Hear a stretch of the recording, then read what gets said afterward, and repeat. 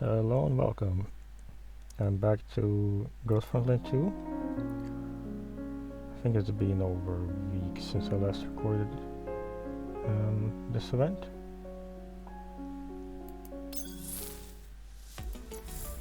Not much stuff changed since then. I just been farming a little when I can and basically hoping to level up Lind to the highest possible level. Also, I don't know if I was aware at that time, but Ghost Frontline 1 is coming to Steam, and that's gonna be in 2 days, I think. On 18th of November was the announcement that they'll publish it for the global Steam. So looking forward to that, but I don't know if I'll be recording that. But it's going to be a comfortable way to catch up to all the events I didn't read after kind of stopping playing it on my phone and emulators.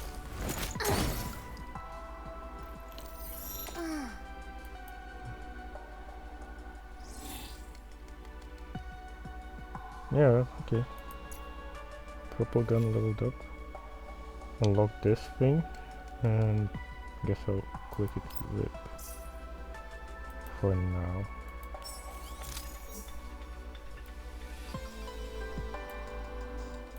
She's got enough for level. It's a level 10 bonus. Guess we can get to level 20 for her. And get some more of that purple type. So what did it auto suggest to me? Freeze boost is not ideal, but guess I gotta have what I can pick from. Attack boost for community. Maybe that's better.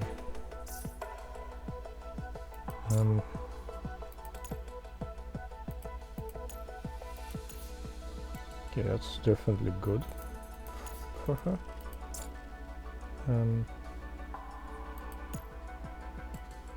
Thronebreaker. More damage to bosses, also freeze.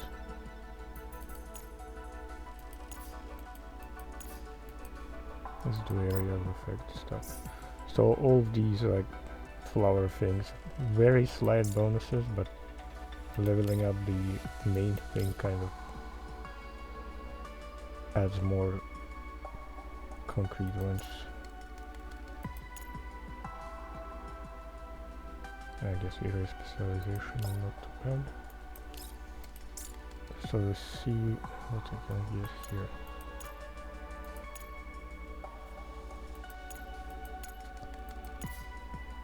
Smite boost to electric. Smite burn in close combat. Smite boost. Let's go with this.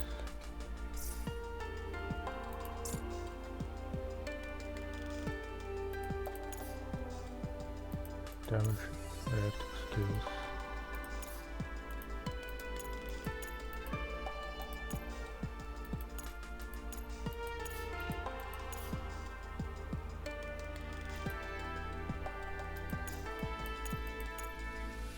Yeah, I think that was okay. Alright, so now her level 20 passive is active. All those new names for this late game flower power up thing. So the only thing that's can level up for now is of that, so I can choose which second fixed key I want. This dessert therapy, and it has her buff. Cleanses one debuff from herself before an attack resolves. Before ultimate skill resolves against crit. Okay. When the active skill hits only one target, damage increase. One added toll will be unable to move or use active skills in the battle, but all enemy units' defense is reduced by 15% until selected all dice. Then gain interaction. Okay, I don't know how that works. I guess it kind of stops one of the allies from doing anything at all, but gets Lind more action. Extra actions. After using Assault Spray with the active skill within both bursts, it then gains 5 times maximum. I think right now I'll get the crit boost. Maybe movement for the other one afterwards.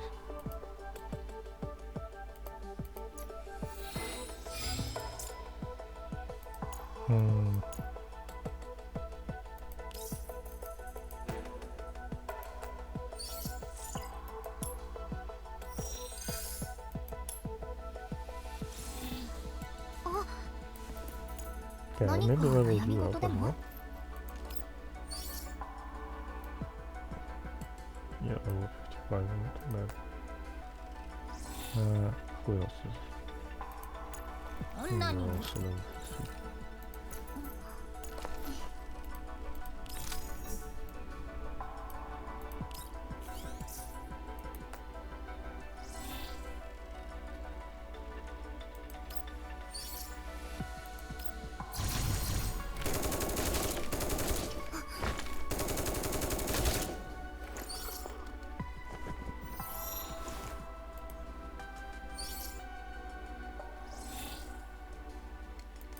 Okay, unlock this thing. Damping whatever it deems suitable.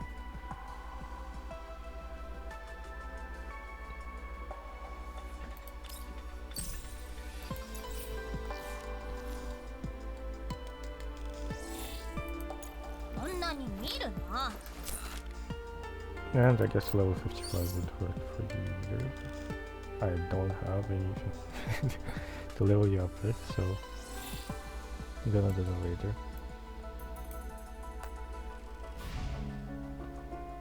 So okay, our dolls are prepared for the action.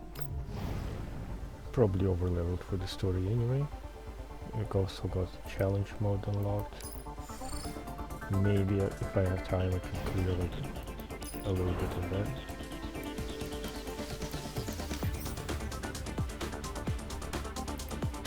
So, maybe finish these two last time. And we're going on to Lightly Salad. Also, okay. It's been 9 minutes. Lightly Salad does not only terror the tribes in the darkness, but also so we're going to meet the broker, from what I remember, to sell that some sort of a special chip they found.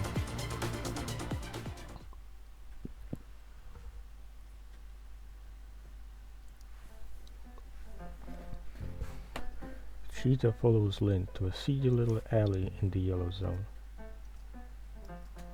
The nearby street lamps crackle and blink every now and then. The ground is covered with beer bottles and other junk, and the air is redolent with a rotten stench, born from the unholy fusion of expired alcohol and food scraps. Well, that's out of the way place. Also, I don't know what redolent is, but I guess I'll look it up in the dictionary later.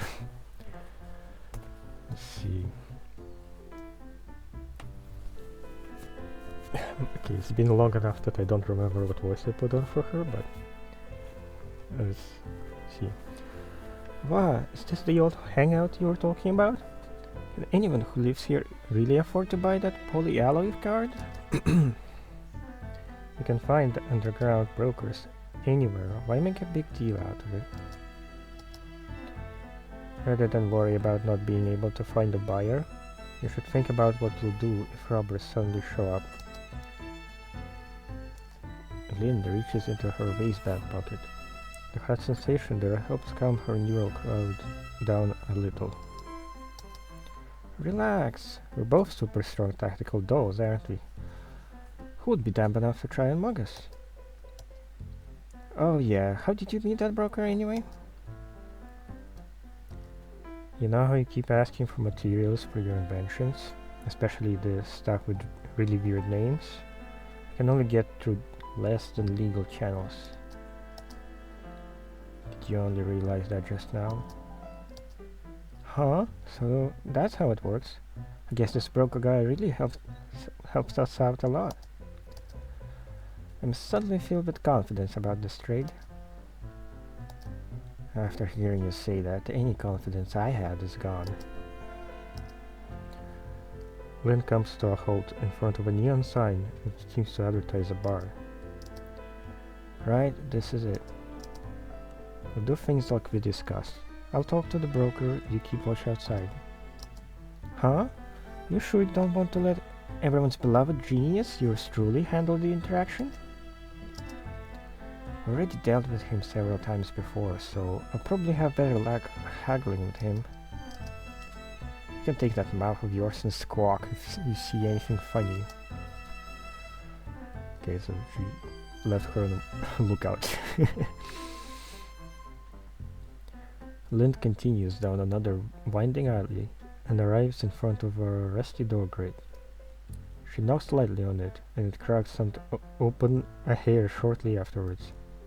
A weary face is visible in the gap.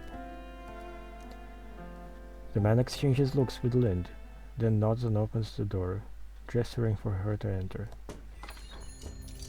Phew. Unlike the dreary silent streets, the inside of the bar is lively and bustling. Several thugs are sitting around the table and drinking beer, their massive frames making their chairs creak with every move they make. Lind seems to have anticipated all this. She heads over to the counter and sits down next to a man in a ball cap. It's been a while. Despite the fact that she's talking to the broker, Lind doesn't turn to look at him. Instead, her eyes casually roam the drinks rack in front of her. It's easy to pick you out of a crowd, at least. Hehe. Looks like this is going to be a good day. Another good deal just walked up. Okay, it does look like one of the NPCs from a different event, just with a cap added on, and a different little smile. But I guess they are reusing the assets they have.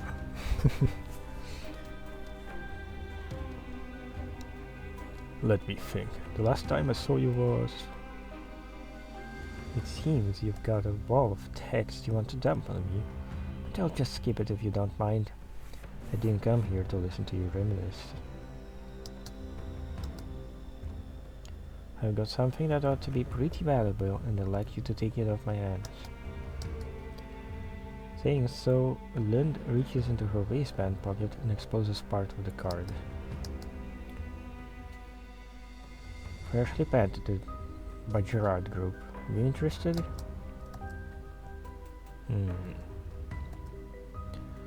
Upon seeing the card, the broker tenses up for a moment, but relaxes the next second. He takes Lind over to a table in the corner, then removes his hat, revealing a gloomy face. Okay, it definitely looks like a different NPC.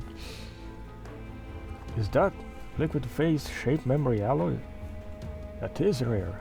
Selling it off will be a bit troublesome, but if the price is right, there will be no shortage of buyers.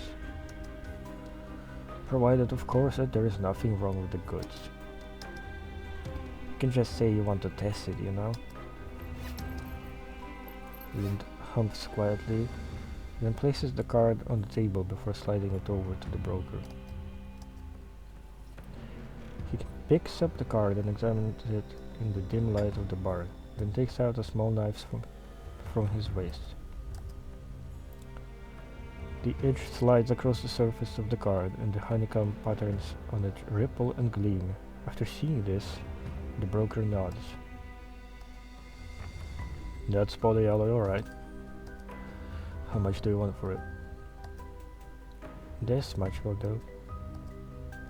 Lynn shows him a number. The broker doesn't respond right away, instead waxing thoughtful.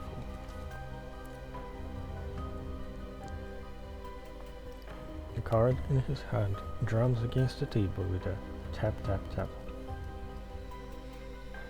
Rare goods have a lot of value as collector's items. Unfortunately, I don't have enough cash on hand to pay you in full. What does that mean? Are you going to buy on credit? No, what I'm trying to say is that if I had 10 minutes, I could get my boys to bring the full sum over. But as a trader, I understand that time is money, so in the end, the ball is in your court. Having said his piece, the broker waits for Lynn's reply. If it's just 10 minutes, I can wait. Thank you for placing your trust in me. It seems the broker is pleased by the answer, because he smiles almost imperceptibly and raps on the table. Okay, that might turn bad. The thugs seated by the entrance get up and squeeze their bulky frames out of the front door. The folding metal gate creaks mournfully.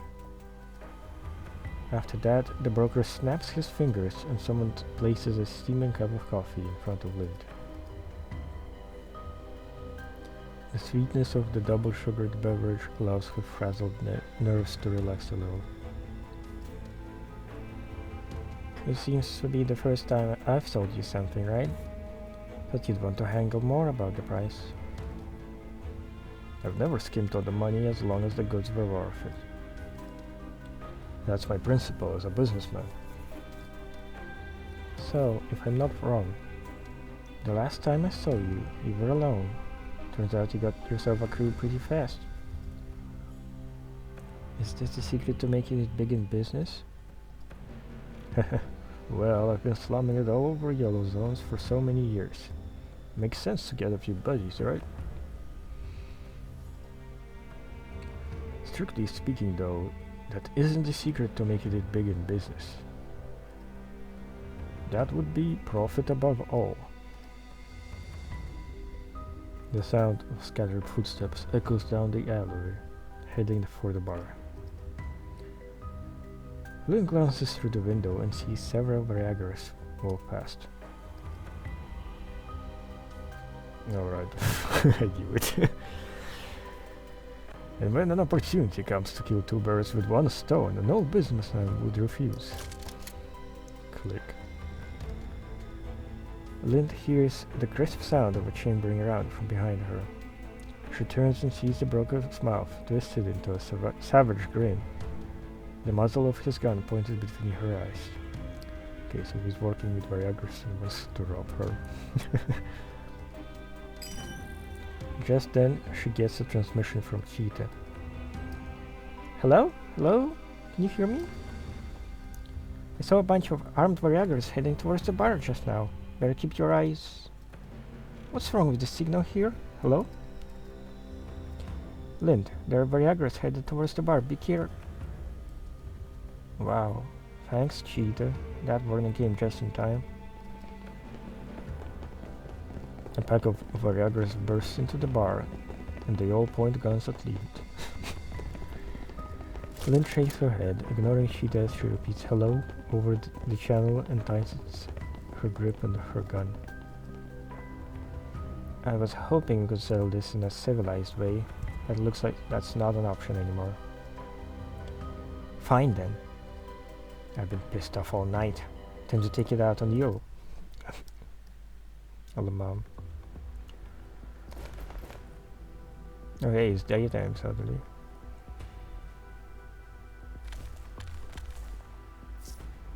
I knew it. You're only punctual when it's time for a fight, aren't you?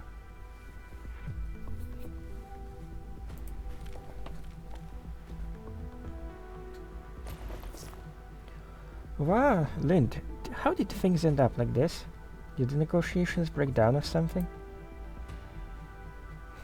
Well, rather than not successful, should I say it was too successful? Either way, it seems a fight is unavoidable. Sheeta, prepare for a breakout. Hey. This time, for the genius to show her brilliance. Right, so technically we got Cheetah and Lind here at the moment. And I guess we can get two buddies to clear this thing who aren't in Frostfall. But yeah, I guess they'll eventually show up in the story.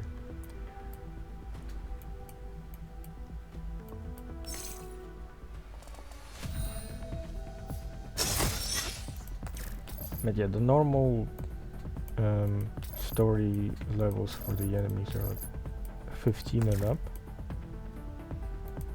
So most of it is gonna be cleared very, very quickly. And yeah, Link can just quickly murder them like that. Oh, sorry, I forgot to turn back the animation for the ultimates. I guess I'll turn them on for the next fight. I guess you can stay where you are.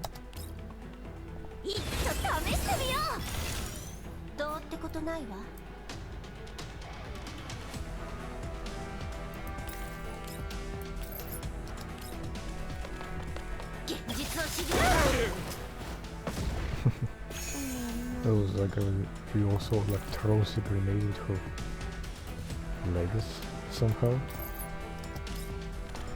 Anyway.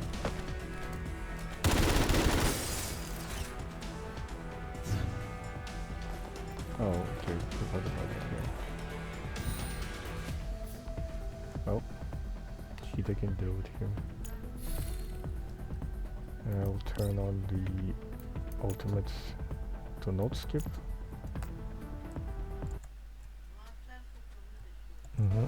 And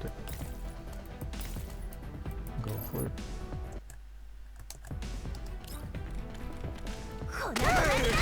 Probably also turn back the second one for like not turning off the game audio when I'll tab out. And I guess that's later for me to fix. Okay, let's get to reading again. Daka daka daka. Tongues of fire spit from gun muzzles, riding the door, riddling the door with sparks. Unable to hold up its own weight, it collapses with a loud crash, and Lind and Cheetah take the opportunity to escape the bar. The sounds of gunfire do a restless yelling, and the girls' frantic footsteps blend together in the pitch-black alleyway. Savages, all of them. Lind shoots an exasperated look at Cheetah. What are you looking at me for? If not for this genius's heroic intervention, you'd be in even bigger trouble now, right? If you hadn't started chucking smoke bombs around all of a sudden, I could have gotten the ID card back. You mean shaking off the guys chasing us isn't important at all? Did she drop the G card? Just as Cheetah finishes, several more Varegras show up at the entrance to the alley and point their guns at the duo.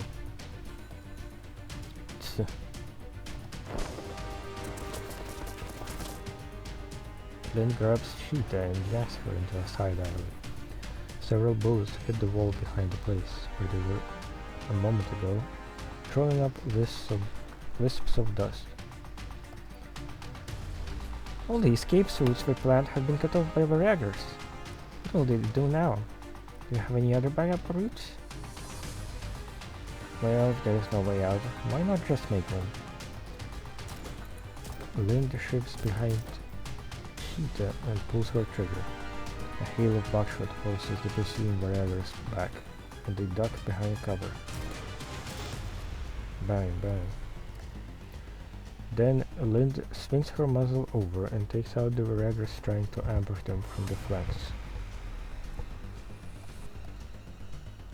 Just as the two of them are about to make their breakout, yet another squad of Varegars appears in front of them.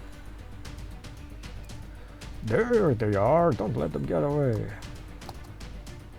Over here, Lind! On your tree! Two of them hurry deeper into the alley, but find that it leads to a forbiddingly high wall. The shouts of the Varegars grow louder behind them. We got them cornered, boss! They're in a dead end. Get the boys over here. They're not getting away this time. Damn it. Is there no end to them? These goddamn cockroaches. After checking her ammo and discovering that she's running out, Lind looks at Cheetah. How many more of those bombs do you have? Let me see. Oops, I think I just threw the last one. Lind looks at the wall. It doesn't seem surmountable by effort alone. The sound of footsteps growing increasingly louder reminds her of the reality that the Varegars are going to reach them any minute now. They're out of time. Cheetah, climb on my shoulders and get out of here. What? I said, climb on my shoulders and get out of here. I'll stay behind and cover you. Hurry. So you're telling me to escape ahead of you? Hell no. If someone's going to be covering for someone else, I can do it for you too. Your frame is smaller and you're more mobile than me. Your chances of escape are higher than mine. But... No buts. One person escaping is better than none at all, right? We've taken on so many hostage rescue missions already, so just think of it as my turn to be saved at this time. In there! They're already all the way at the end. Yeah, they can't do Varegar voice. We don't have time for this. Go, Cheetah. Cheetah can hear the Varegar's footsteps approaching. She grits her teeth and then walks over the wall with Lind's help. She looks back and sees the Varegar swarming Lind, who furiously fires into the horde. I'll be back for you, Lind. Wait for me.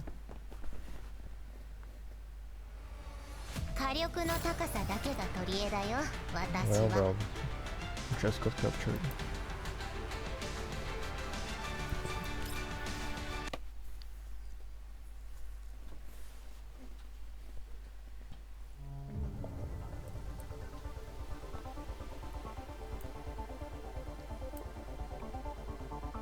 Battle stage next, then story, then battle. I guess some of this might be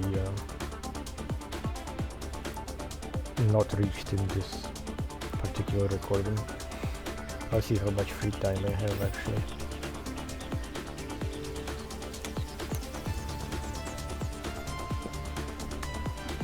When playing on my own, I tend to please myself by like couple of missions a day, but since I'm recording, I've been like not doing that so that I can read them the first time. Okay, like scattered grains. When one's life is threatened, an exception can be found to any rule.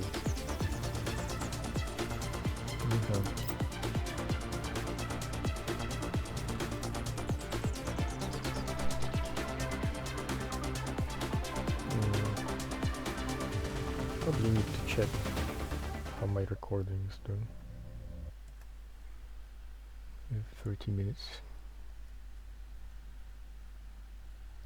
Yeah, everything's good. On the outskirts of the yellow zone, Frostfall Squad follows the signal to its endpoint, but all they find is a patch of sandy dirt surrounded by an endless expanse of wasteland. Over here, over here! Lynn's signal is close by. This is where the trail ends. They must have jammed it starting from this point. Talala, can you make any contact by radio? Connection failed. Lynn's communicator is probably not in range. Let me see. When was the last time Lynn's signal showed up? It was roughly 5 hours ago. Talala looks around. There is nobody else here besides Frostfall Squad. A gust of wind blows and the trio's footsteps are instantly covered up by the sand. Even our tracks from 5 minutes ago would be hard to find, let alone 5 hours. Cheetah, you're the one with all the clues now. Think carefully. Did you see anything noteworthy during the battle? If you're talking about noteworthy stuff, what are you looking at me for? If not for this genius's heroic intervention, you'd be in a bigger trouble now, right? If you hadn't started chucking smoke bombs around all of a sudden, I could have gotten the ID card back. Come to think of it, those Viagras were acting really weird. They already gotten the Poly Alley card, so why would they need to pursue us so hard? What? So this wasn't just a robbery, but a deliberate doll kidnapping. Also, there were tons of Viagras, and they blocked off all the escape routes we planned beforehand. How many of them were there? About 6 or 7 squads worth, at the very least. That is strange indeed. The Viagras usually think of underground brokers as easy targets due to the difference in fighting strength, so both sides tend to think poorly of each other. While there are some less moral brokers who slum it with the Viagras, an operation like this is far beyond the ability of a single broker to control. In other words, it's not so much that the broker was in league with the Viagras, but there was someone with troops of their own running the whole show from behind the scenes. Guangzhou ponders the issue. Was there anything special about these Viagras? Something special? Let me think. I've got it. They were wearing badges with something that looked like a dagger on them. It was just like...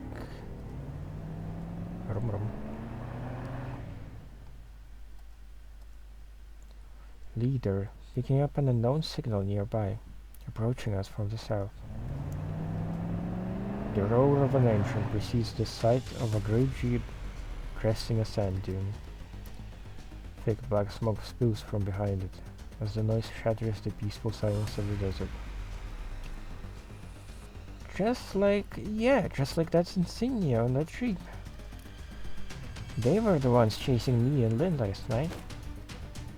Upon realizing that Lynn might be on that vehicle, Frostfall Squad subconsciously tightens their grip on their guns. Frostfall Squad, prepare for battle. Intercept that vehicle. Alright then. No Lynn with us this time. And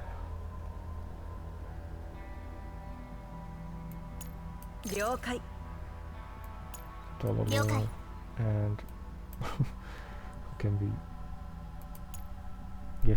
let's give Lota. Let's get Lota a bit of time to help out.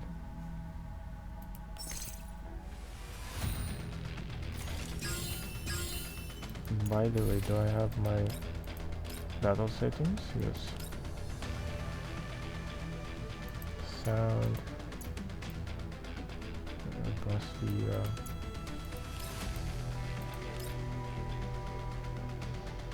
I don't see the setting for the music, like not cutting off by alt-tabbing out, but I guess it's in the main, in a different place, that setting. Not that it matters too much.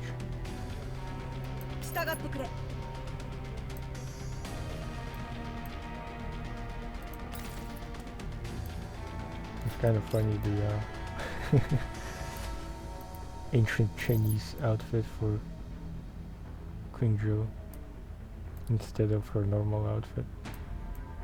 She kind of stands out. Alright. Triple kill with the knife.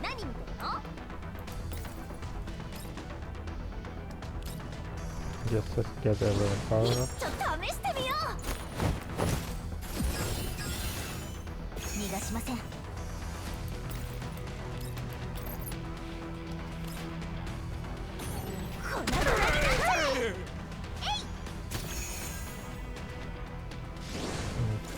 Well, Cheetah already took care of it, but get their own anyway.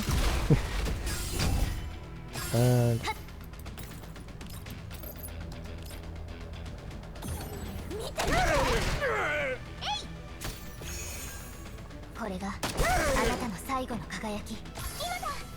okay, let's get Lota to do a lot of damage.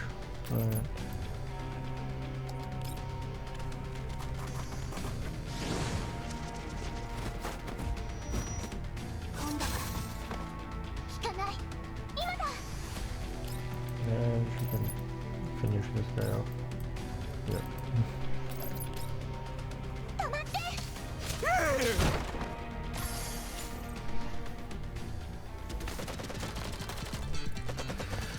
Damn it, they got us the jump on us. As bullets hit their tires, the Viragas realize that something is off and frantically pull hard on the steering wheel. Retreat! Retreat! Think you can run? Not so fast. Bearing 35 degrees. Ready to fire. Possible squad seizes the moment and opens fire as one. With a loud crash, the jeep finally gives up the ghost, skidding for a distance before returning.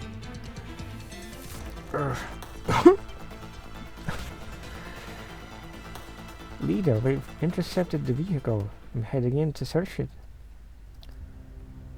Leader, I didn't find Lind in the vehicle, but I found that broker from yesterday who dealt with us. Cheetah drugs the trussed-up broker from the crashed jeep and dumps him on the ground like a sack of potatoes. The impact knocks his gas mask off, revealing the grimace on his face. Dolls? Is that so surprising? You should have seen a lot of dolls recently. For instance, the one who tried to sell you that polyalloy card last night. What did you do with her? Quinchu presses her gun against the broker's head. The broker laughs in an infuriating way, as if Quinchu's anger means nothing to him. So that's how risky this deal turned out to be. If I'd known, I would have asked that guy for more. Don't change the subject. Quinchu jabs his temple with her gun for emphasis, and the pain makes the broker wince. I'll ask you one more time. What did you do to Lind? And who is that guy? Okay, fine. According to the code of the brokers, I shouldn't be telling you who hired me. However, I think exceptions can be made when your life is at risk. The broker stretches out his right hand and draws a number in the air. He called himself Holtz, showed me a picture of the doll to bring in, and made me an offer I couldn't refuse. As for whether it was a fake name, or what he wanted the doll for, beats me. It's way above my pay grade, so to say. Holtz. Kwangju is visibly surprised to hear that name. Leader, what's wrong? If I'm not wrong, the client from yesterday's commission at that mansion was also called Holtz. And according to the client information he submitted, this Mr. Holtz ought to be the young master of the toy company. What kind of toys? I gotta sneeze. I guess cough.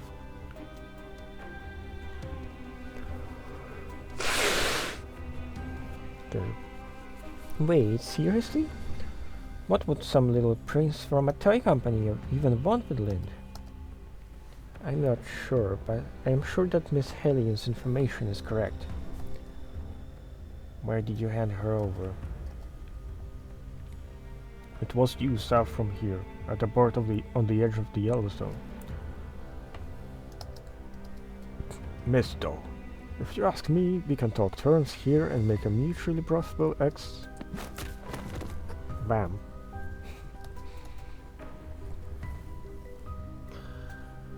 Kwangju decides that there's nothing more she can learn from him and cuts off his bladder with a gun butt to the back of his head. Cheetah knocks out the rest of the Virager mooks as well. Leader, since we know where Lind is, we should head out right away. Tololo emerges from the jeep, waving to Kwangju with the ID card in hand.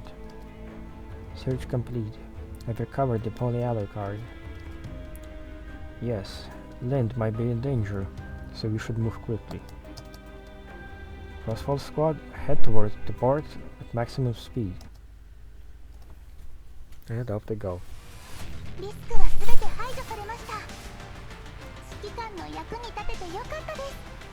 Okay, good job, Walter.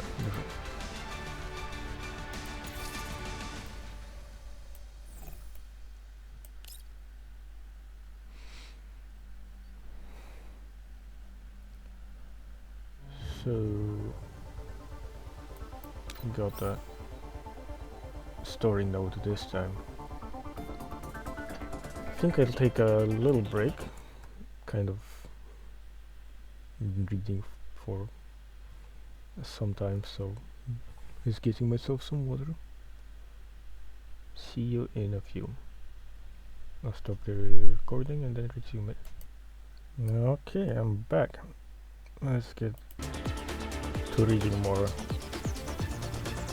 Banquets, wine, and VIP guests. The shadow below the crystal goblet is harder to clean away than wine stains.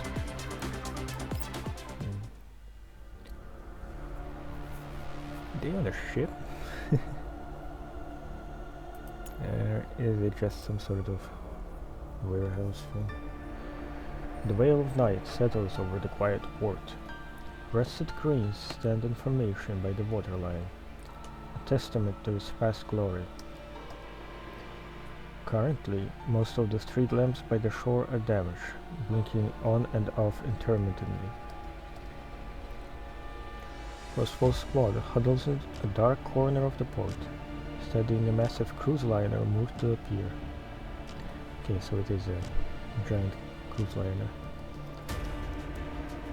This luxury vessel stands in a stark contrast to the dilapidated port. Its hull and surroundings are illuminated like daytime by high-power searchlights. More people are boarding. Tololo studies the gangway intently through the binoculars she's holding. This will be the 11th group tonight. Security guards in black uniforms stand on the gangway. They step forward and hold the two people who are approaching them. One of them, a well-dressed gentleman, takes a card out from his pocket and hands it to the guards. After verifying the guest's identity, the guard returns it to him with both hands and executes a picture-perfect 45-degree bow. I don't know how to pronounce that properly. Before gesturing to the guests and his accompanying doll to board the vessel. Most of the guests are accompanied by dolls. I surmise that after this host kidnapped Lind, he might have brought her aboard as his companion doll. Given the way they're dressed, I'd say there's some kind of party in there. But then why would they need so many dolls for a party? It's just weird. Also, our current location could be considered the border between the green zone and the yellow zone. So why would those rich people from the white zone come all this way to join an ordinary party here?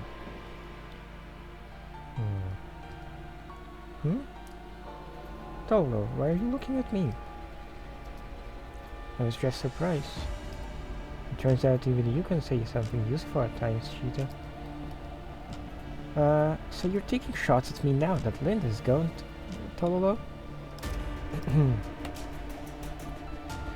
Seeing that Cheetah is about to flip out, Khonshu strategically clears her throat to get the conversation back on track. We'll probably only learn the answer to those questions after we go in there. Cheetah, do you have any items that could help us sneak aboard a cruise ship? Of course I do. I recommend using this genius's tactical grappling claw. A gentle throw sends it onto the deck whereupon it latches on tight, and then you can swing over with a whoosh. Khonshu looks around at the searchlights around the cruise liner and shakes her head in resignation. Anything else? How about this imitation dolphin? We could hide under it and swim over to the liner. Then wait till they're not looking before climbing aboard. Cheetah, the plan is to sneak in, not draw attention of the people on the ship.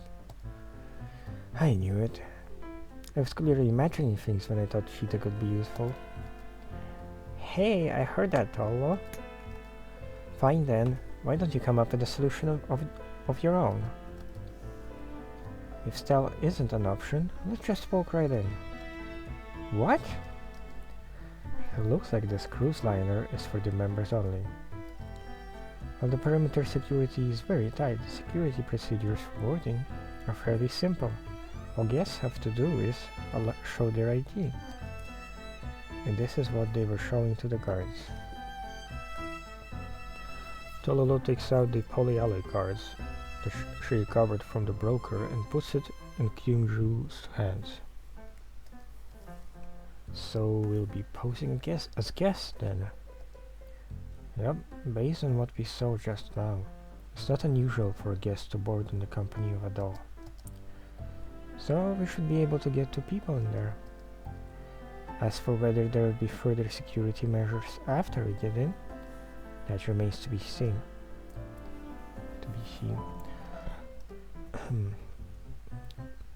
This is the only plan they have which seems even the slightest bit workable, and every moment wasted only increases the chances of Lind meeting with danger. Now she's already met with danger. Khonshu comes to a conclusion. That's fine.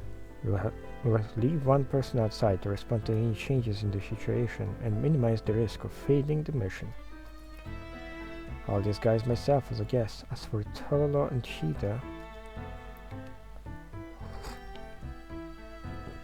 Okay. Khonshu glances at Cheetah, whose face full of anticipation, and imagines what might happen if Cheetah is allowed to roam free on her own. Scenes of the port being leveled by explosions and other kinds of devastation all fill her mind. I think I'll bring Cheetah in with me. Tololo, stay outside and help analyze the vessel's structure. Make sure you maintain constant contact with Griffin HQ. Got it? Tololo nods and raises the binoculars again. Now the remaining issue is how to hide the glossiness of a doll's synthetic dermis.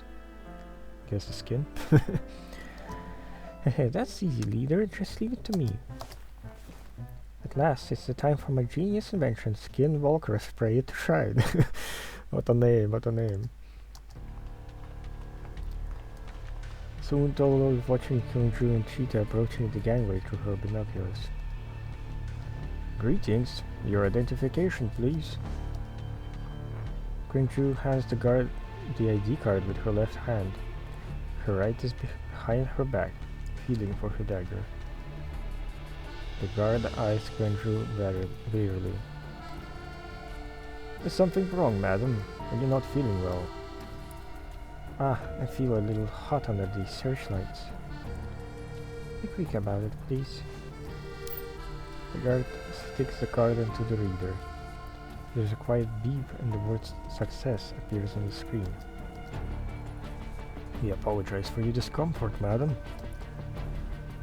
Welcome aboard the MV Novalis, madam. We hope you have a wonderful night. Thank you. Kyungju notes and collects the ID card. Then she gently drags Cheetah along into the depths of the cruise liner. Infiltration successful. Whoa, so bright.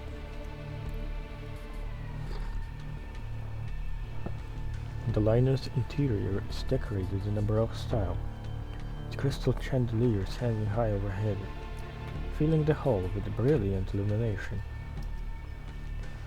Guests in fancy clothing hold flutes of champagne as they converse in small groups. The sound of laughter and clinking glasses fills the air. Kyungju and Cheetah only draw a few side glances as they enter the hall. Those guests who notice them merely raise their glasses in salute before turning away to re-immerse themselves in their revelry. Wow, is this how rich people... Is this how the rich throw parties? Look at all this luxury. Leader, look! They decorated this wall with collapse pieces. Can we grab a few on our way out? Lower your voice, Cheetah. There are many guests and security personnel here. You need to keep a low profile and avoid drawing unnecessary attention. A line of security robots roll between them in an orderly manner. They split up and slowly roll into the areas to the left and right. Kyungju watches them as they head into the depths of the hall. The left contains the dining hall and shopping area, while the right has the bar and the lounge. Which one are we going to check out first, leader? Time is tight, so for efficiency's sake, I think we should split up. Cheetah, you go left and I'll go right. We'll meet back here in 10 minutes. Got it. See you later then. Okay, they got a casino as well. The bar that adjoins the casino is livelier than the main party hall. The guests gather in small groups and occasional laughs escape them. Some of the guests are red-faced with anger, loudly bemoaning their luck, or lack thereof. Apple juice, please. Kyungju takes a drink from a passing waiter's tray and leans on the bar, quietly listening to the conversation between guests. Soon her attention is drawn by a nearby commotion. Hey barkeep, give me and my friend here a glass of Lafite. Is it Lafitte? Kyungju looks to the side. Two businessmen are walking in from the bar entrance, arm over shoulders, headed for the counter. Upon noticing what's going on, the people around them seem to be either afraid or in awe of their status, but they immediately clear a path for them and give the pair a wide berth. Haven't seen you here in so long. Where have you been recently? I had some business on my family's side, so I had to attend a whole bunch of gatherings and parties. Took a lot of doing to get free, let me tell you that. Oh, but isn't that fun? About as fun as a hole in the head. They were all boring. You are all boring as hell. In the end, it's this place that suits me best. After all, there are some events that you can only find here. They're the only things that really get my blood going.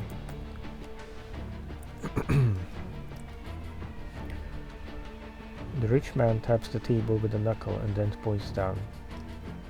The two of them exchange knowing smiles. Heh, that's right. And that's not even getting into tonight's special event. It should be about time, right? The rich man looks at his watch.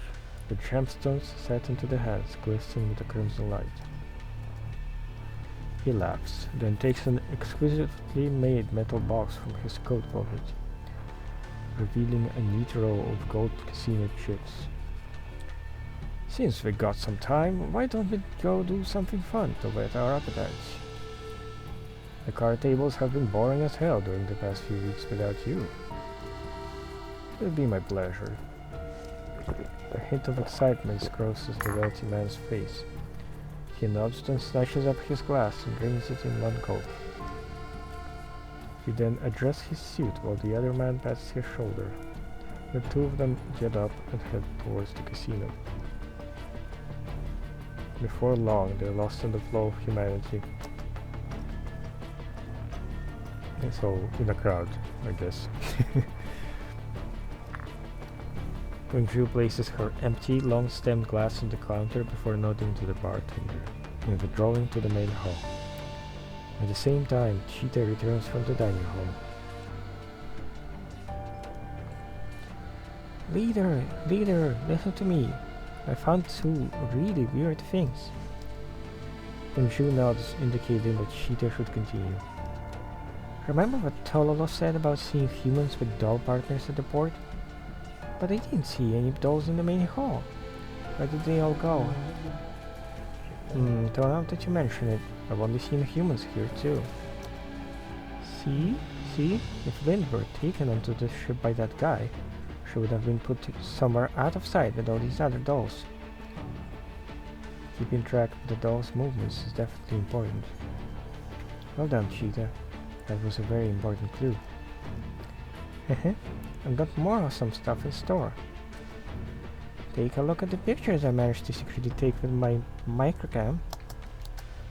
The picture shows a security robot's back access port. After magnification, they can clearly make out the serial number of it. G and L Beta. That's the model we saw at the mansion. On those robots Mr. Holtz ordered from the Gerard Group. Oh yeah, didn't Tolov say these models weren't being marketed by the Gerard Group?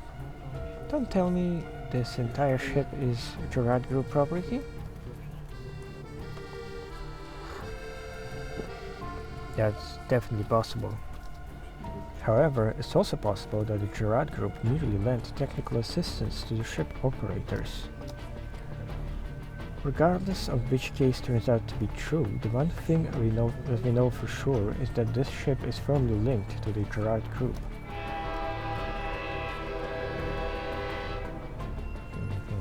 Love those. Suddenly, a long hum fills the air. It seems to be coming from overhead.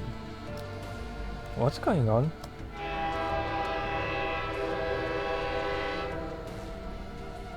Are they taken off? Alright. The humming gets louder, but the guests seem to completely used to this and do not respond in any way. Just then Quanchu's communicator beeps. She picks up the call and hears Tololo's voice. Leader, the gangway guards just returned to the vessel and the gangway is being closed up. It seems the ship is about to weigh anchor. No wonder we heard the strange noise. That strange noise? Must have been the vessel's air horn. I'll have Miss Hellion arrange for vehicle support so I can continue supporting you at sea. I'm concerned that the situation might spiral out of control once the ship leaves port, so please be careful. Understood. As it turns out, I have some things that I need you and Miss Hellion to investigate too. Quanchu briefs Tololo on everything she's learned so far. So you want to look into the link between the Novalis, Mr. Holtz, and the Gerard group. Yes, I've got it. Also, I have some input on the potential location of the dolls that I'd like to share with you. In the next moment, Bonjour receives a quick sketch of the liner's structure. Observations of the exterior suggest that the liner is divided into 3 main decks, marked 1F, 2F, and B1. Passengers can only board the vessel via one route. In other words, via the 1F deck, where you are now. Then what about 2F? What are they doing up there? Thermal scans indicate that 2F contains servers, so my guess is that it has a functional purpose similar to a server room, a command center, and other such facilities. However, I am suspicious of the B1 deck. The part that's below the waterline? Yes, there is a hidden passage on 1F which appears to lead to B1. It's very heavily guarded and there's lots of worker traffic moving through it. Measurements of the cargo they're moving show that they're very similar in size to those. In other words, Lynn's most likely to be in B1. Leader, since we know where the entrance is, why don't we hurry over right now? We'll take out the door guards and rush straight in. They're studying the number of security robots patrolling the main hall. Conjure shakes her head. Talala, are there any guests leaving through that entrance? No, only workers. It's not just the dolls. I don't see their owners either. That's where the problem lies. The fact that these guests can move through suggests that there must be a VIP route from 1F to B1. We just don't know where it is. Conchu's eyebrows narrow as she recalls what happened earlier in the bar. When that wealthy guest said, "This place," he pointed down. And then the look of interest when he flashed these gold casino chips. Looks like there is a big secret behind the bar. Cheetah, let's head over to the casino. It's very likely that the B1 entrance is hidden there.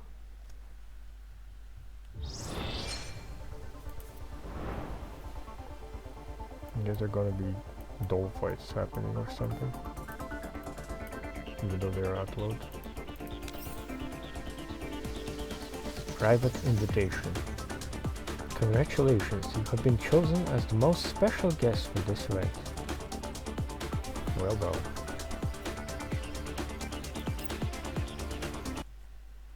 Okay.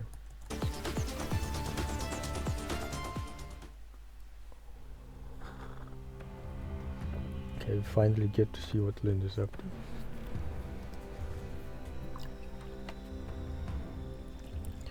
The humming of fans, the beeping of machinery, the rush of liquids through the pipes. Surrounded by these sounds, Lynn slowly opens her eyes.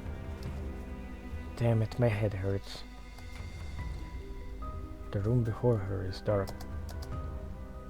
Surrounding walls are covered in displays, whose flickering images radiate a ghostly blue light that dimly illuminates the interior. She's never seen this place before. Where am I? Ah, you're finally awake. How do you feel?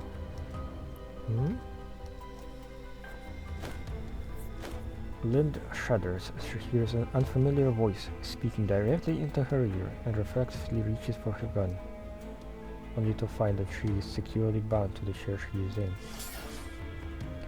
The chair slides along the ground for some distance and the shrill sound of the metal grinding against metal fills the air.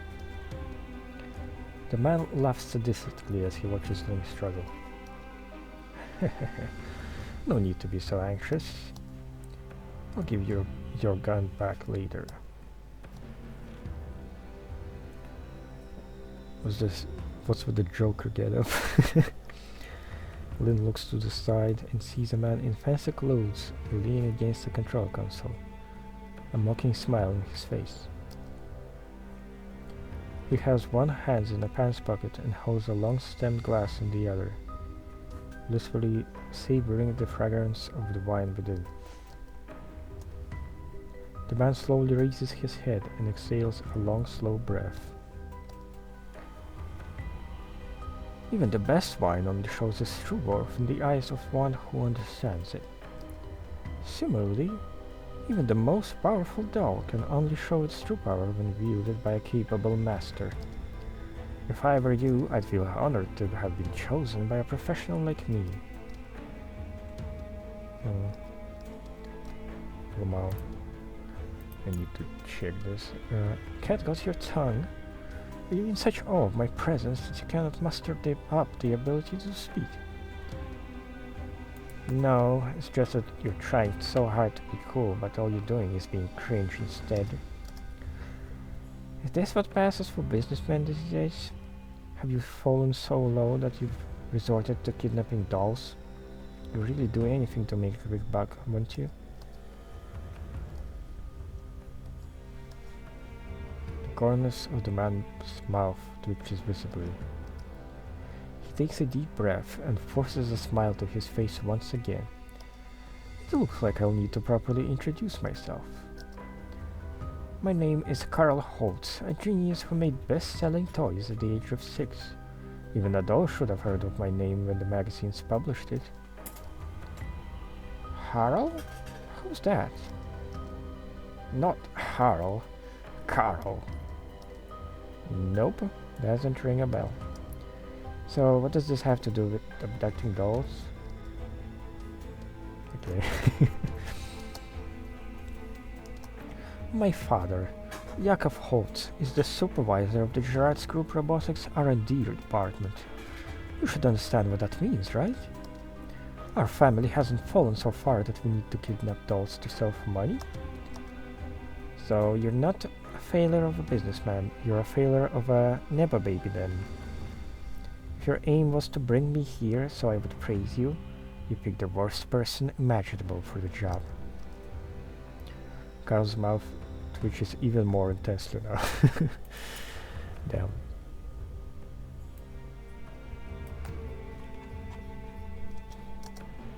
He takes 3 deep breaths before he speaks again. Let me say again, I'm not going to sell you off, so stop calling me a failure. I simply want you to do me a favor, Miss Lind. Tonight there's going to be an arena match in the depths of the cruise liner. I want you to help me win the match, so I can make it a point to my father. The confusion in Lind's eyes grows, but Carl gets more and more excited. He begins a long spiel without bothering to ask Lind if she wants to hear it. The cruise liner you're on is actually a cathedral of entertainment for those of our rarefied social class. In here, money, power, position, everything can be wagered. And the most exciting bets are placed on the arena match that you will soon participate in. I don't believe anyone can resist that temptation. What do you mean by arena match? Does it involve fighting? I have no idea why people are so captivated by these primitive displays of violence. And I have even less idea where you're getting your confidence from, thinking that everything's going to come up roses just because you kidnapped a doll. You don't get it. A genius like me only makes a move after crafting a 100% foolproof plan. Since the arena match is a contest of strength, there is no question that tactical dolls have an advantage over civilian dolls. Unfortunately, most tactical dolls are employed by the military or government organizations, and I have no desire to antagonize the government, neither do I possess the strength to face off against the military. Therefore? Carl's eyes gleam with madness as he slowly walks around to the rear of the chair and plants his hands on Lynn's shoulders. My best choice was a small PMC like yours with no funding or official backing, which won't make waves even if an incident occurs. These robots I stationed at the mansion were part of a test I arranged. Congratulations, Miss Lind. Your combat performance has won my highest approval. Huh? A small PMC? Won your approval? Lind has no idea where to start picking his words apart.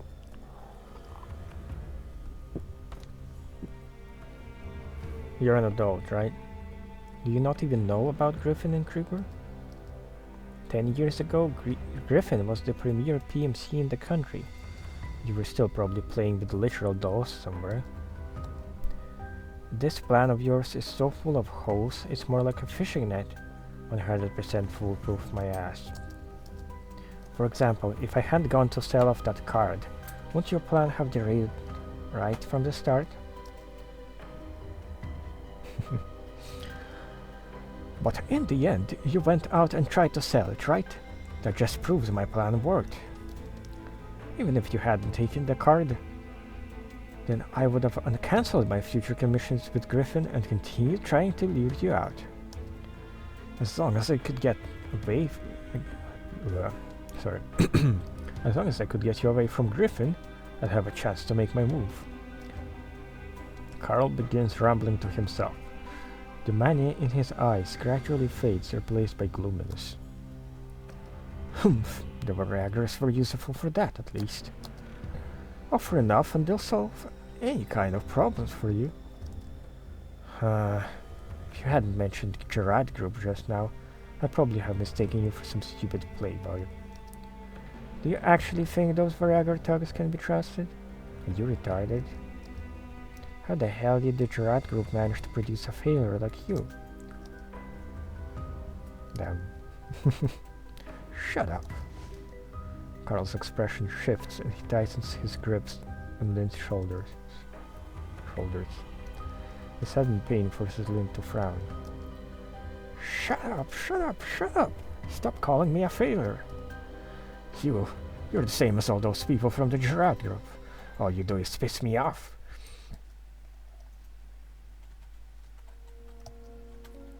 Okay, someone called Celia is talking. I thank everyone here for taking time out of your busy schedules to take part in this charity gala. I'd like to use this opportunity to introduce my son, Carl. The toy he developed is a bestseller on the market, and all proceeds from the sales will be donated in full to our charity foundation. Come, Carl, say hello to all the nice people. Hello, everyone. I expected nothing less of Madame Holz's boy. He's clearly extraordinary even at the tender age of 6. I'm sure he'll be running a corporation of his own by the time he turns 26. How blessed you are, madam. But of course, it's only natural that Madame Holz's son should be a real genius. Why don't you say a few words then, Carl? I'd like to bask in your genius. No, they gave him too much attention. Okay, and that's his dad. Okay, here was a time skip, I guess. Thank you all for coming to attend my wife's funeral. To honor my wife's dying wishes, I will shoulder the legacy of the Holtz family and strive to restore its glory. My condolences, Mr. Yakov. It is truly a shame that your wife was taken from us in the prime of her life. I can't imagine the sorrow that you and the young Master Karl must be going through now. Father, I want to see Mother. Where is she? Is Mother not coming back?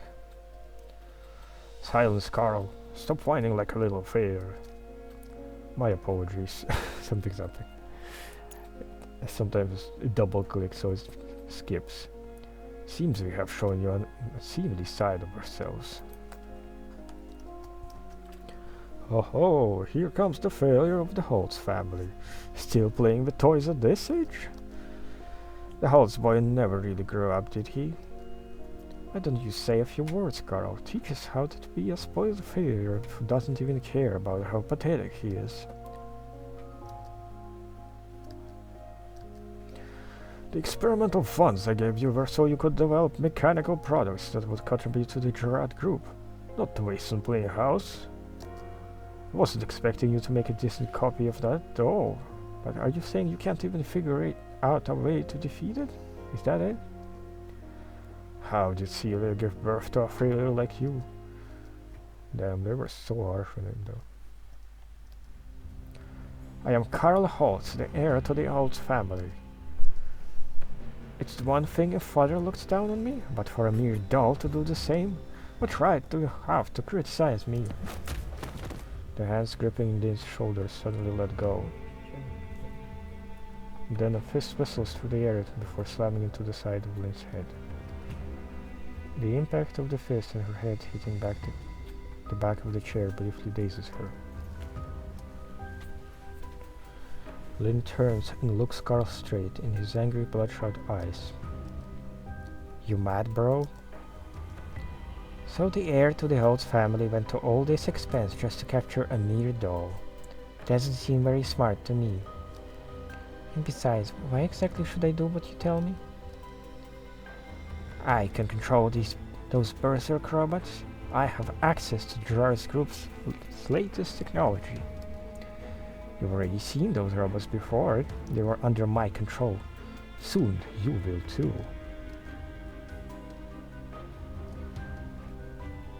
It's trying to reprogram her. Carl kicks a button on the back of Lynn's chair. The surface of the armrest in the back of the chair slides open, revealing a dense network of cables within. They coil and wrap around Lynn until she is tightly bound. Right after that, a powerful electrical current pours into her frame.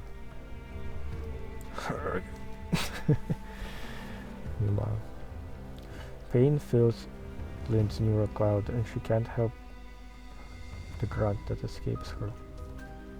Carl slowly walks around Lynn until he stops in front of her.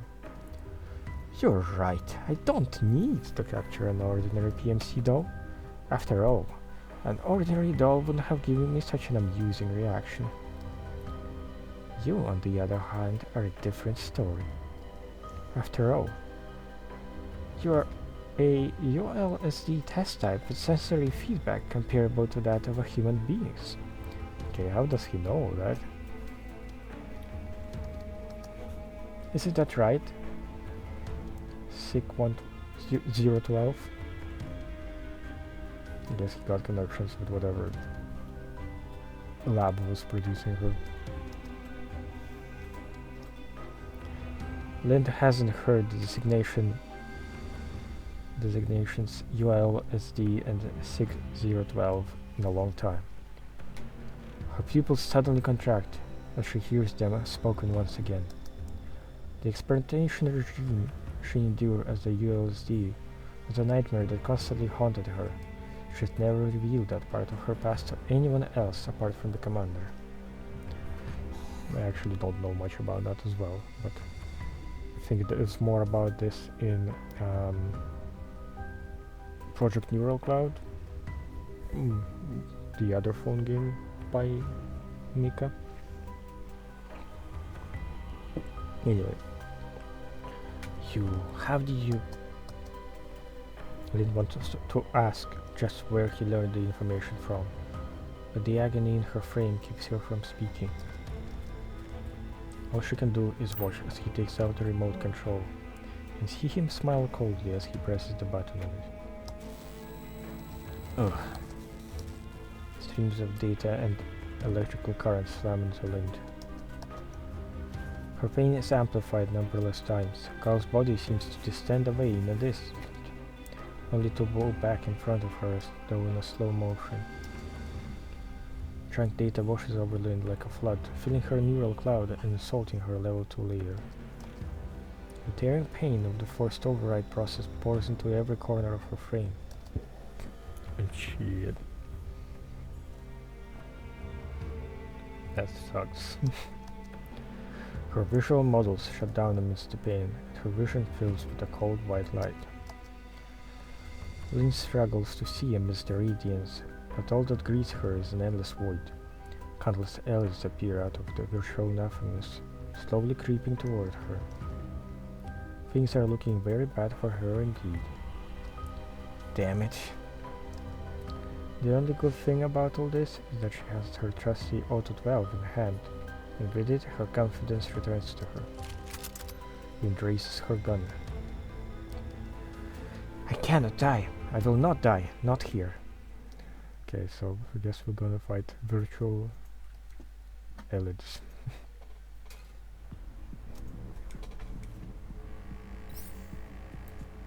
Okay, so technically she's all alone. So maybe we can solo this. Let her solo them.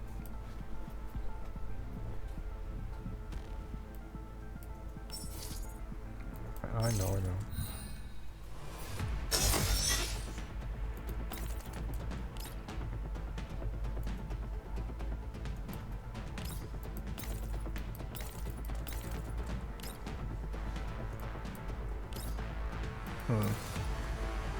Get another action to do something else.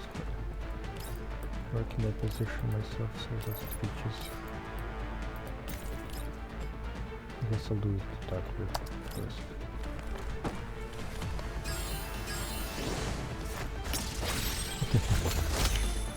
Looks kinda spooky. Seeing her ultimate.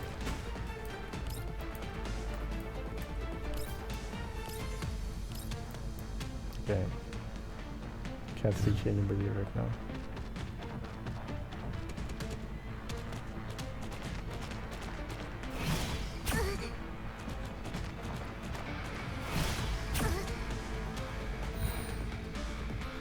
So from this, I can actually hit all of them, I think.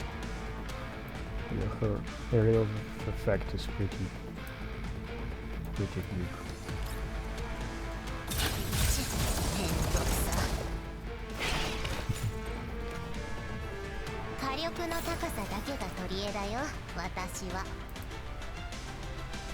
Nice.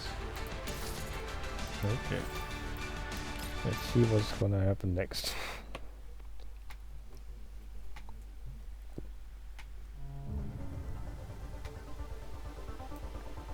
I guess I can stop at DA15 today.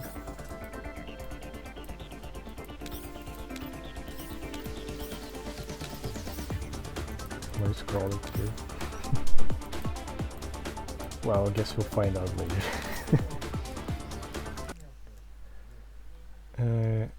1 minute 22.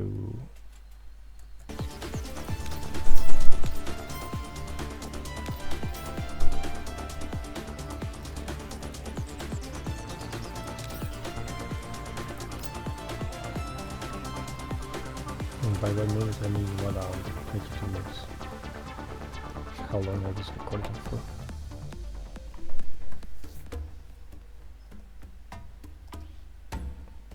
Texas Hold'em, blackjack, electronic dice, slot machines, roulette tables. They really do have everything here. The illumination from luxurious decorations and lurid lighting melt together as gamblers move back and forth between tables, lost in this hollow enjoyment. Quinju and Cheetah dart between the crowds, searching for a clue about how to get to the B1 deck. Those 2 rich patrons I saw at the bar earlier are gone. Hey there, look, do you think they went there? Quinju looks where Cheetah is pointing. A pair of black-suited guards are standing in front of a grand-looking door. These doors seem quiet and sedate compared to the liveliness of the rest of the casino. There's something written on it. Let me see. VIP area, only for guests with gold chips. Whoa, what's this VIP area? What are those gold chips? Is there a super casino in there or something? Metabolic guest mentioned a special event. You flashed a stack of chips, which looked like they were made of gold. It looks really suspicious. Looks like we need to think of a way to get in there. Cheetah, how much cash do you have on hand that we can exchange for chips? Right now, about 500 credits worth, I guess. But leader, that's the last of my kind you found. Would you help pick up the rest for me? I don't have much cash on hand either. All I can do is hope that gold chips don't cost too much to redeem. Quinju and Cheetah pull their cash and then head to the casino's cage. Welcome, ladies. Will you be buying chips tonight? How much are the gold chips? The dealer smiles and pulls back the red cloth inside the cage, gesturing to the labeled numbers below. It is as you see. 1 0, 2 zeros, 3 zeros, holy cow, 5 zeros? So each one is 100 grand? This is insane. You might as well just grab a gun and drop people at this point. Quinju ignores Cheetah's protests. Her expression is one of serenity. Understood. I'll buy 200 credits worth of chips for now. Thank you. Cheetah squeezes the 2 little chips they just bought in her fist and drags Quinju off to a corner of the casino. Clearly she has something to say. Is this actually happening, leader? Did your money disappear just like that?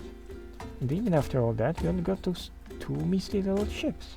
Are you seriously planning to win 100,000 credits with a stake of 2,000? I was actually. Huh? Are you for real? You should just hold up everyone here. It will be faster that way. I mean, when it comes to gambling, we'll be totally screwed if we lose just once, right? Cheetah, you've forgotten the most important thing. What's that? You mean like how we can claim anything we lose from caretaker as a business expense? No.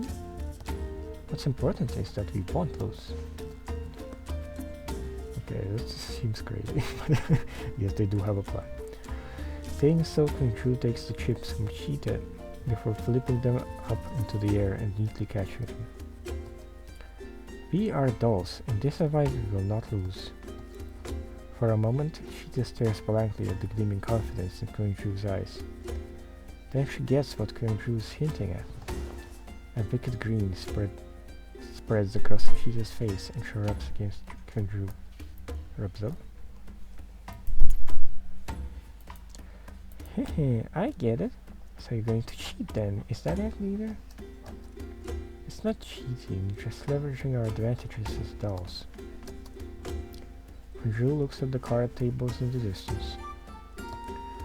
I was observing how the tables were distributed in the casino. Each one has 5 dealers and a supervisor, and they have IR scanners under each table to keep players from cheating. You probably won't have much luck trying to pull off sleight of hand at the gambling tables. The slot machines are fully automatic and appear to be a good choice, but there are too many punters around them, and there is no way you can do anything with so many eyes watching. Huh? Does that mean we're out of options? We still have this. Quinju exchanges a look with Cheetah and then they approach one of the electronic tables. Upon detecting someone nearby, a mechanical arm lifts a touchscreen and presents it to the player. Quinju taps it, and the edges of the table light up. A hologram of a virtual dealer appears over the center of the table and bows to them. Esteemed guest number 03425, welcome to the Carnival Cubic, DBO1 Online Entertainment System. Please select the game you would like to play and insert your chips into the slot on the right. During the game, please refrain from striking, damaging, or attempting to disassemble the machine. Since it's a network device, you should be able to hack it through level 2. The plan is to stop the data pertaining to failures and only let the successful data through. Oh, so you're saying we can directly access the casino network and mess with the results? Precisely. The Gerard Group provided a special service for gamblers who had difficulties going to offline casinos. It's turning out to be a godsend for us instead. Quinju smiles and slips her chips into the machine. The dice on the screen begin spinning at high speed. Let's go for the mode with the simplest rules, high and low. I estimate 6 rounds should be enough for us to go from 2,000 to 100,000 credits. Why don't we maintain the signal spoofing for longer? Would that be better? We'll trigger this system alerts if we do it for too long. It's less risky this way. All we need to do is walk fast in level 2. Are you ready, Cheetah? The game is about to begin. Come on. This genius has been waiting for this. Okay. Time to gamble. Or just hack this thing.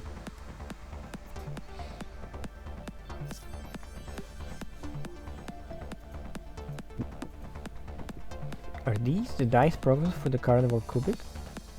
They're small and square and pretty cute.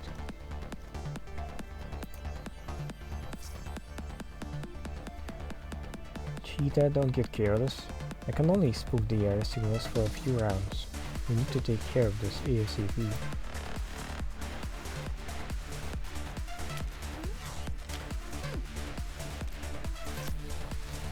Haha, so that means we can gain points but not lose them? Relax, leader, I won't hold you back. Playing games is serious business for me.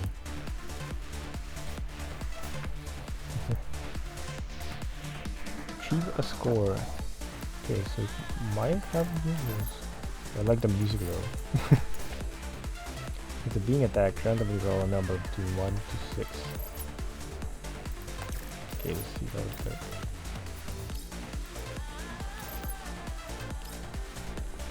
Oh, 2, 5. Okay. We got one right.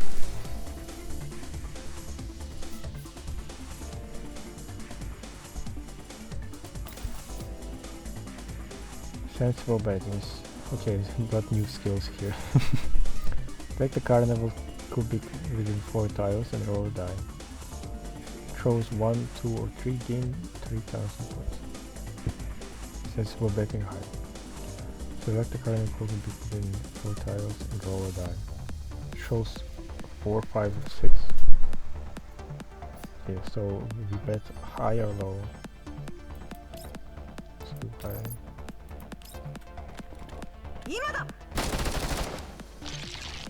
Yeah. Okay.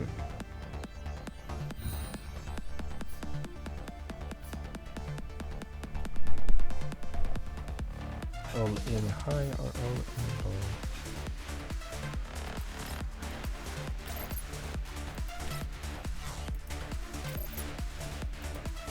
Okay, I can hit all of them actually. Let's hope for low rolls. Okay, 1 low. 2 low. Okay, all low. That's great. The spinning die gradually slows down and eventually comes to a halt with the 6 facing up. The Carnival Cubic machine plays a beat music. Ding ding ding. Congratulations on winning a game, guest number 03425. Do you wish to continue betting? You've scored the 100k we need. Let's wrap things up. Control clicks the quit button, and a flood of chips pours out onto the chute amidst the sound of clinks and beats. Wow! Leader, we're rich! Huh? Cheetah takes out the sole golden cheek from the file. Its mass takes her by surprise. Wait a minute, I think the ship is made of actual gold. Is the Trot group giving these out just like that? Yeah, I guess they have spare gold. Well, 100,000 credits is pretty close to the price you pay for actual gold. Is that how it is? Then this place is a gold mine. I wish we had more time to earn more, but then we could hand it to caretaker's caretaker. Stop gambling. Beep beep beep. Cheetah's muttering is interrupted by an alert. Conjure turns away to take Tolo's call. Leader, the cruise ship has come to a halt in a bay that's surrounded by mountains on 3 sides. A bay that's fenced in by mountains? using such a well-hidden location suggests that their special event isn't something that they want others to see. That's what Miss Hellion said too. She sent 2 support echelons and a helicopter over. We're currently shadowing the liner. If anything happens, we'll be able to support you ASAP. I guess ASAP is a word to say as well. Alright, be careful. Don't let the external guards spot you. Understood. We've also finished analyzing the vessel structure. I'll send a 2D map to you later. Once you find Lind, you can evac by following the indicated route. I'll pick you up on the deck. Good work, Tolo. You're almost as efficient as this genius. Huh? Why isn't anyone talking? After a brief silence, Tolo awkwardly clears her throat. Also, I learned something about the matter you asked me to investigate. What did you find out? The Novalis belongs to a toy company. It's a place that the company uses to host charity events, and many media outlets have reported on it. The CEO, Madame Celia, would often bring her son Carl to these events. The toys Carl created have also made the news. The heir to a toy company. In other words, that Mr. Holtz? That's right. Carl's full name is Carl Holtz. The contact information he gave to Griffin was correct. But why would someone who runs a charity want to kidnap Lind? Also, the inside of this boat is about as far from non-profit as you can get. You're right. It isn't connected to charity at all, because Madame Celia passed away from an illness 6 years ago, and her toy company went down with her. Currently, the ownership of the liner has been transferred to Carl's father, Yakov. Oh, I remember that name. He was the jerk who was building robots for the Gerard group. So you're saying this kidnapping was masterminded by a father and son duo? Something's not quite right. After putting together all the information Tolo has given, Conju falls silent for a while. Since Carl's father is a Gerard group researcher, he ought to have a way to get those berserk robots under control. Why did he go out of his way to get a PMC to clean up his mess?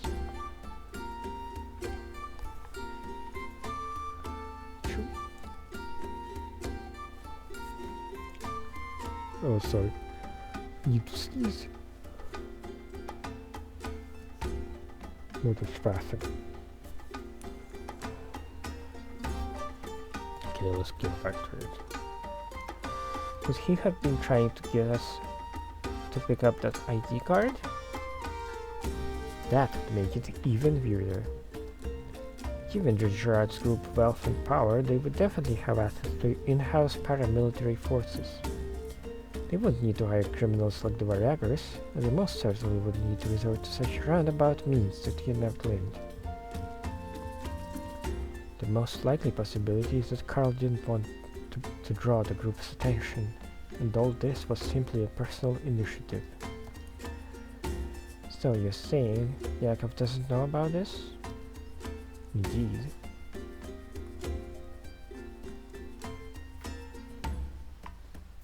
Everything's been going smoothly all night, from boarding the vessel to the ID check. Even the ship's security forces have been replaced by robots for the most part.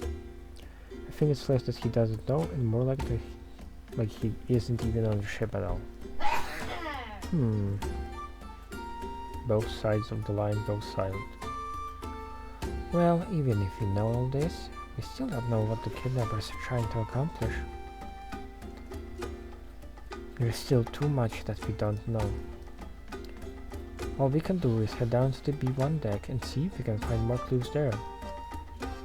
Yep, seeing is believing after all. Let's go, go, go! After ending the transmission with Tolo, Kunju and Cheetah arrive at the door marked VIP area. Can we go in? One moment, please. Security guard takes the gold and presses it to a sensor on the door. There is a beep, and the door slowly slides open, revealing a lavishly decorated elevator.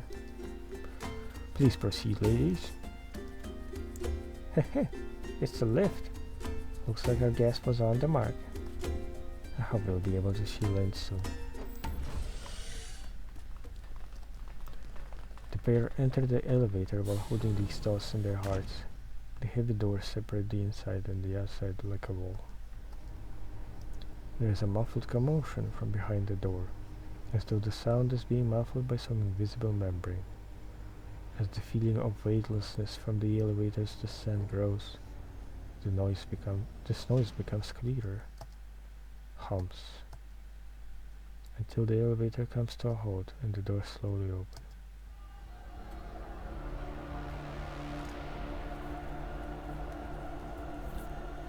It's the arena.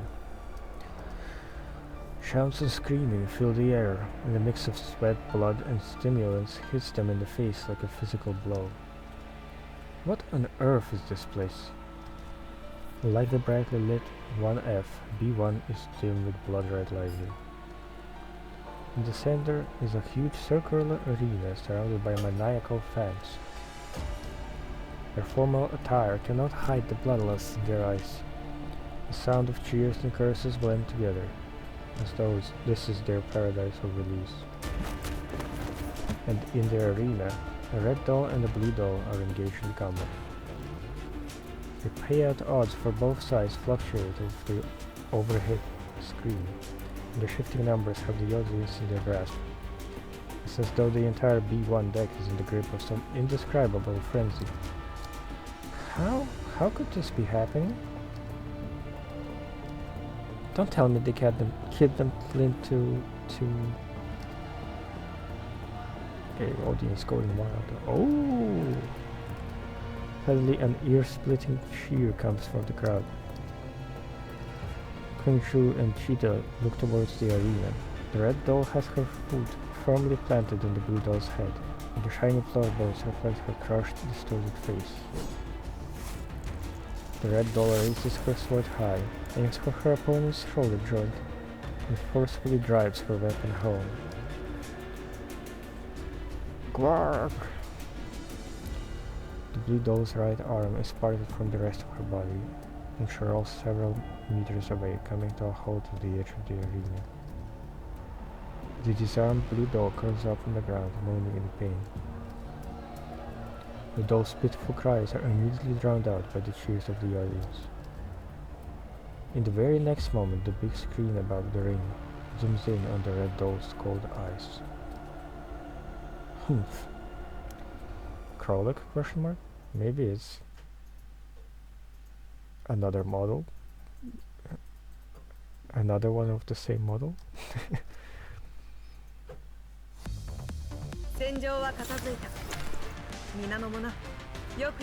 Or maybe our Krolek wandered off and got herself into the arena. Which might be a crazy coincidence, but who knows. Okay, so I think my plan for now would be to continue this next time. I think it's pretty close to 2 hours. And okay, it's 15 minutes to go, but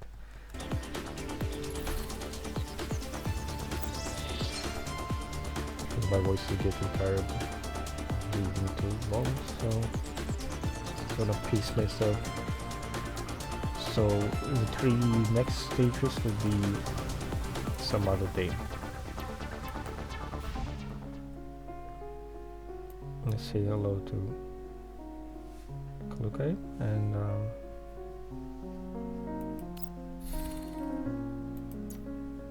I guess this is to grab these daily. But yeah, thank you guys for watching. I'll see you next time. probably be within next week,